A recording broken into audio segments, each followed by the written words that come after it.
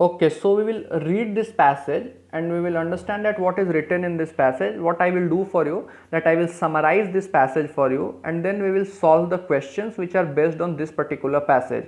So as you know that this is the new pattern in CLAT exam, that first they will give you any passage and then you have to read that passage, understand that, and solve the questions which will be based on that particular passage. So that is the pattern in of CLAT which has just changed now, you know this. So now we have to do it, that how we solve the questions, how we read the passage, and I will summarize this passage for you, and then we will solve the questions and we will see that how questions will be solved. So let us start. So this topic which is given abhi in this passage is regarding defamation. So defamation is the general term for a legal claim involving injury to one's reputation caused by a false statement of fact. It simply means कि अगर कोई इंसान दूसरे इंसान के बारे में कोई झूठा बात बोलता है, कोई फॉल्स बात बोलता है, कोई झूठ बोलता है, which causes injury to that person's reputation, then you say that defamation has happened. So in defamation what happens, that a particular person makes any false statement regarding another person, and that false statement which is made causes loss of reputation of that other person, causes injury to reputation to another person, and that is called defamation. So that is what we have to understand by this term, that is the meaning of defamation. Now, and one more thing guys, what we are doing abhi, that we are just concerned with this particular passage. So when we will read this topic in detail, like we have to read defamation in IPC also, we have to read defamation in law of torts also, तो वहाँ पे भी ये चीज़ें पढ़नी है. तो when we will read these topics, then we will do it in detail, that how, what are the essential ingredients of defamation, what are the case laws in defamation, and all those things with examples, and all with examples, case laws, we will do those things. So abhi what we are concerned with, that we are just concerned with this particular passage and that what it is written here, so that we can solve the questions. So in IPC we have to see many topics like culpable homicide, murder, grievous hurt, or offenses against property, all those things we have to do. So abhi we are not doing it in detail, we are just reading this passage to understand the passage and solve the questions. Now defamation, I told you that defamation means that you causes injury to some person's reputation. Now we all know that for every person there are certain things which we give importance, like we give importance to our body, we give importance to our property, and we give very importance to our reputation. These three things are very important for any human being. We want our body to be protected, we want our property to be protected, and we want our reputation to be protected, and that is something which law also tries to protect, because ultimately law is there to for these things. So law tries to protect every person's body, property and reputation, and that's why you see that there are various laws जहाँ पे आप murder को punish करते हैं, culpable homicide को punish करते हैं, hurt, grievous hurt, rape, kidnapping, abduction, सबको पनिश करते हैं, इसीलिए क्योंकि you have to protect the body. Similarly property को लेकर के भी लॉज हैं जहाँ पे property is to be protected, like you can see in the case of theft है, रॉबरी है, डकैती है, criminal misappropriation of property, criminal breach of trust, cheating, ये सब ऑफेंसेज अगेंस्ट प्रॉपर्टी हैं. सिमिलरली आईपीसी के अंदर डिफेमेशन को भी पनिशेबल माना गया है, because you want to protect the reputation of person. तो वी अंडरस्टैंड कि what defamation is. Now defamation can be done in two ways. It can be libel and it can be slander. Libel होता है written form में. When you cause defamation in written form, then you call it as libel, and when you cause defamation by speaking certain words, then you call it as slander. तो दो तरीके से defamation हो सकता है, बोल के और लिख के. एक को आप बोलते हैं लाइबल और एक को बोलते हैं slander. Now the crux of defamatory claim is falsity. तो जो क्रक्स ऑफ ऑफेंस होता है डिफेमेशन में, वो होता है कि झूठ बोला गया है. तो अगर किसी ने सच बोला है, then that is not defamation, because अगर किसी इंसान ने सच में कोई क्राइम किया है, या अगर कोई इंसान ने सच में कुछ गलत किया है, and then you are saying that that particular person did that thing wrong, then it is not defamation because it is truth. So what is punishable, what is wrong, what is the crux of defamation is falsity, false statement. That is something which we have to understand. Now if you are making any truthful statement, then you will not be liable for defamation. Although if you are making any true statement about such issue which is highly sensitive in nature, highly private in nature, then in those cases there can be liability under some other law.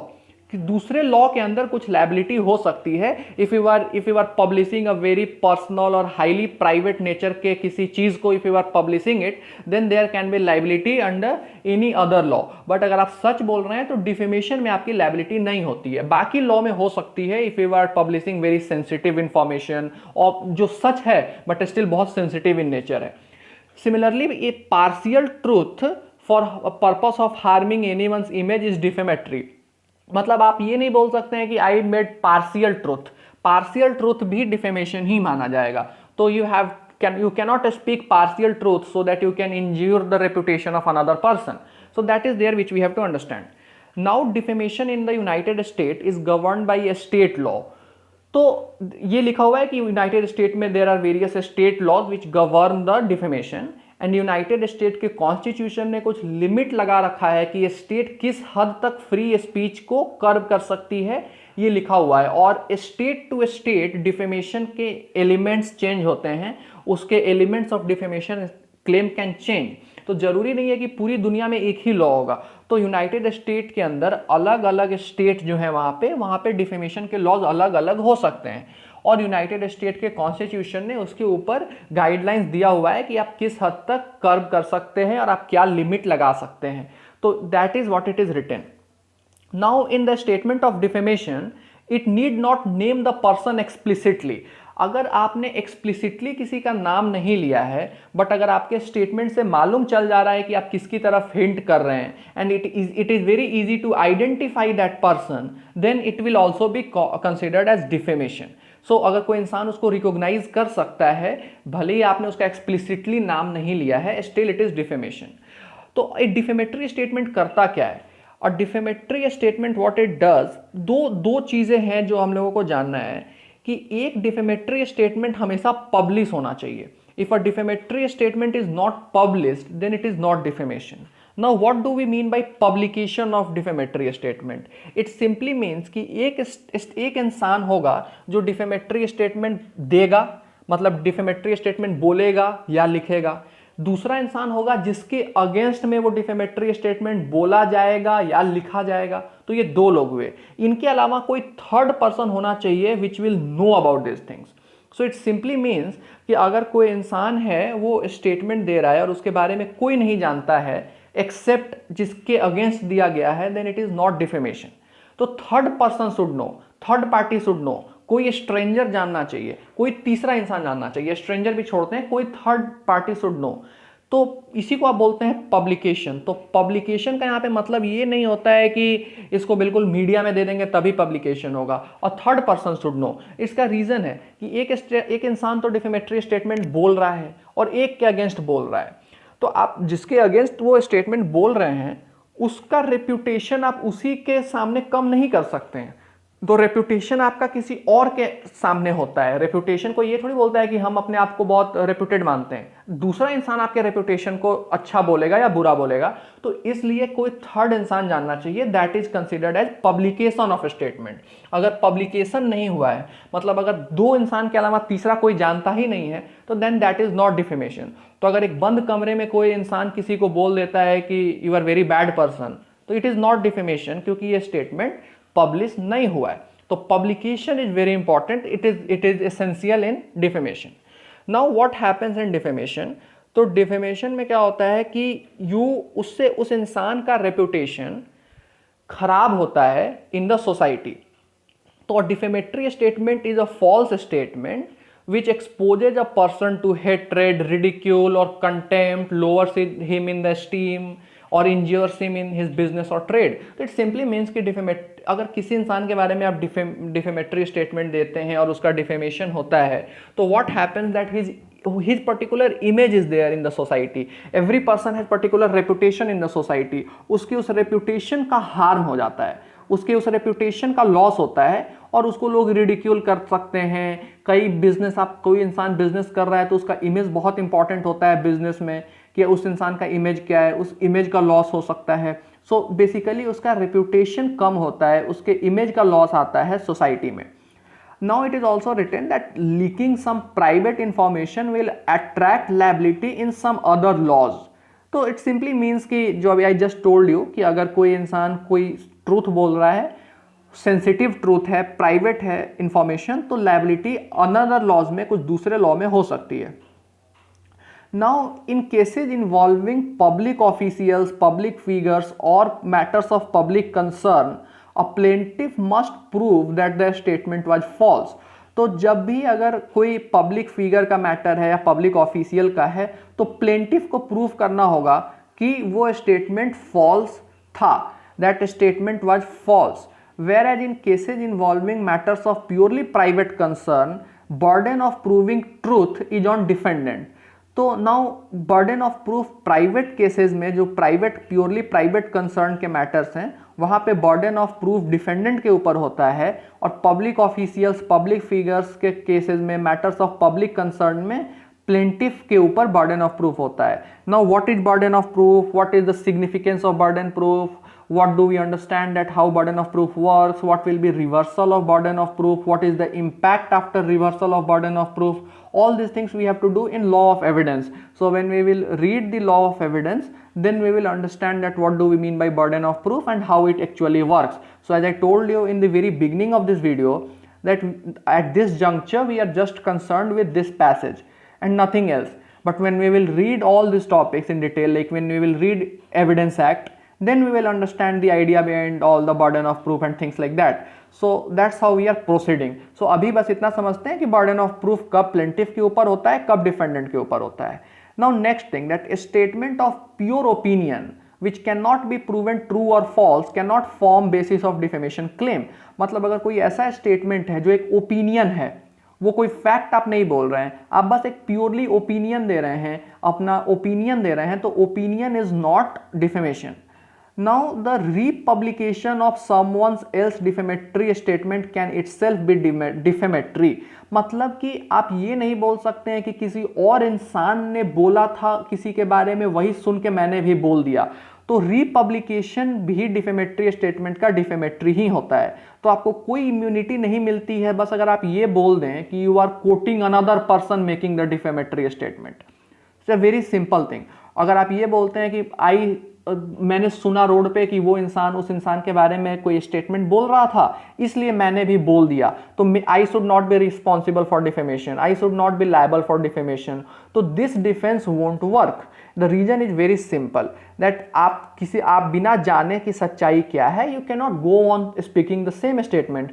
So republication will also be defamation and you won't give any immunity. So it is written in the passage also that the republication of someone else defamatory statement can itself be defamatory. You won't be immune simply because you are quoting another person making the defamatory statement, even if you properly attribute the statement to its source. That is written here. Now इसका एक exception है which is written in the last paragraph, that but if you repeat what someone else said or wrote in an official hearing or official document, there's an important privilege that may protect you provided you attribute the information you gathered and are accurate in your reporting. इसका मतलब है कि अगर किसी ने कोई statement official hearing में दिया है या कोई चीज ऑफिशियल डॉक्यूमेंट में लिखी हुई है और आप वैसे स्टेटमेंट को कहीं पे बता रहे हो, रिपोर्ट कर रहे हो विथ एक्यूरेसी और सोर्स के साथ, देन आपका प्रिविलेज है कि आपको नहीं माना जाएगा कि आप डिफेमेशन कर रहे हैं. द रीजन इज कि वो चीज ऑफिशियल डॉक्यूमेंट में लिखा है या उस चीज को ऑफिशियल हियरिंग में बोला गया है. तो देन अगर आप उसका सोर्स प्रॉपर तरीके से बता रहे हैं और आप उसको बिल्कुल एक्यूरेटली रिपोर्ट कर रहे हैं, then you won't be liable for defamation. So this is the passage which we have done. I will repeat once again कि अभी we have just done this passage and not the topic in detail. Topic we will do in detail when we will read it in IPC or in law of torts. Now let us see question. So जितना भी हम लोगों ने देखा है passage में, जितना लिखा है और जो हम लोगों ने समझा है, it will be more than sufficient for us to solve the questions and you will see it for yourself. अभी देखते हैं questions. तो पहला question है कि Mr. A writes defamatory statement about Mr. B.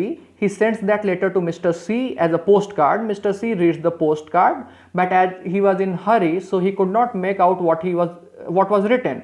Mr. B got to know about it, and now wishes to sue for defamation. Decide. तो very simple thing is there. यहाँ पे publication of statement हुआ ही नहीं है.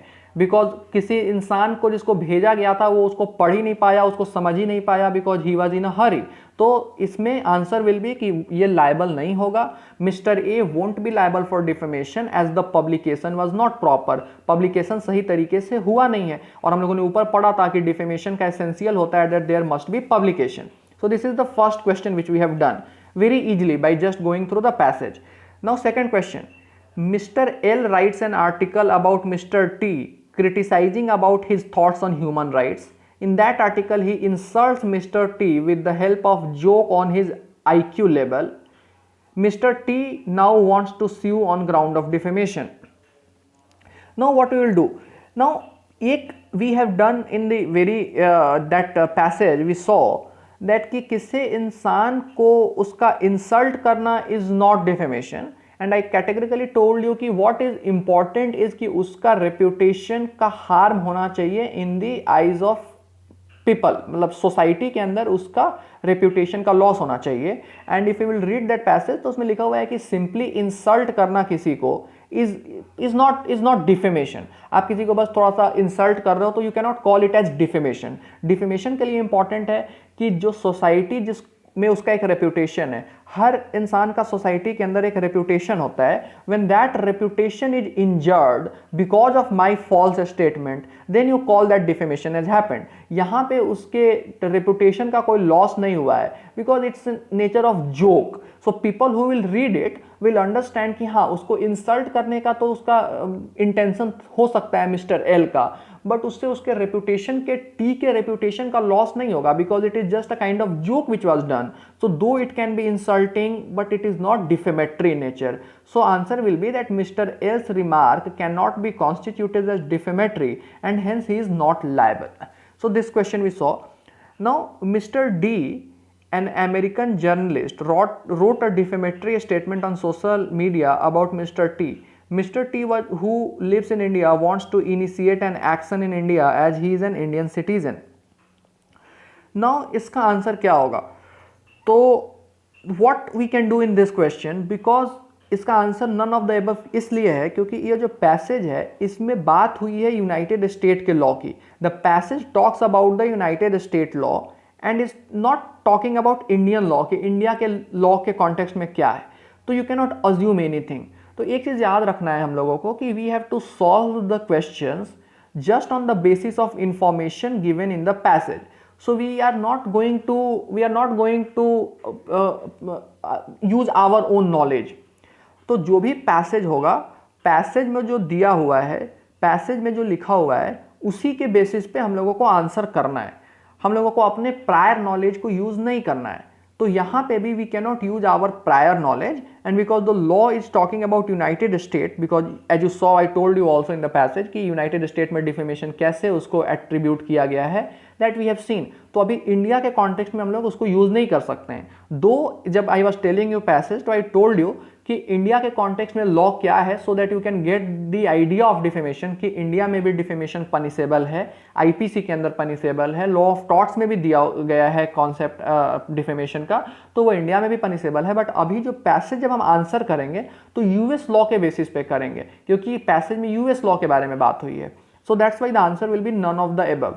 So the explanation is also very clear that the passage talks about the US law and is totally silent on the Indian law. Hence nothing positive or negative can be assumed. Okay, now let us see next question. Okay, so Mr. A was being interviewed on a TV show.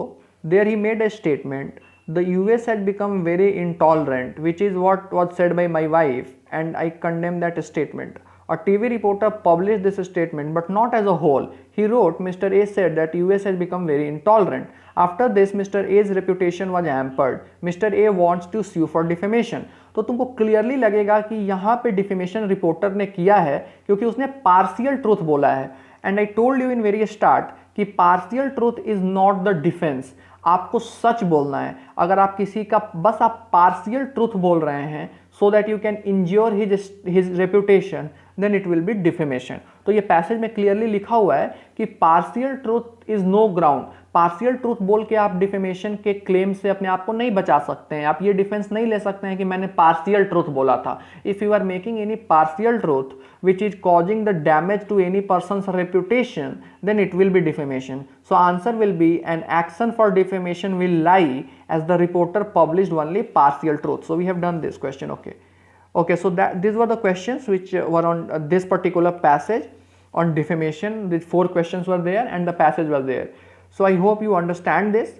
Once we will start the class on all these topics, like when we will start with IPC and then law of torts or contract or constitution or evidence law, whatever subjects we will start with online class, then you can ask all your doubts also. Okay, thank you.